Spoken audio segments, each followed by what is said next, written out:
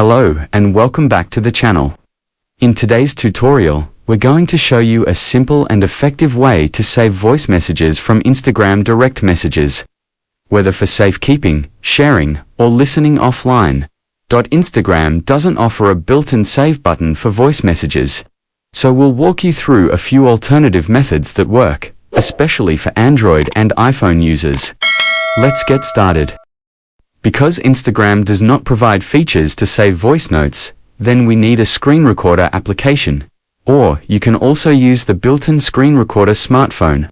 But to get better sound quality results, it is advisable to install a screen recorder application.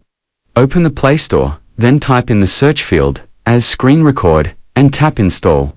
Once installed, done, open the app to settings. While you in the app, tap on gear icon or settings. Then tap on audio source, and several options will appear. Choose internal audio only, so that the recording results are clear, not disturbed by external sounds. Once done, start recording and go back to Instagram app, and play the voice message in Instagram. Once done, stop the recording. Your video will now contain the voice message audio. You can extract just the audio. Open the file manager on your cell phone, then search for the previous screen recording file. If you find it, press and hold it. Then click the three-dot icon in the lower right corner.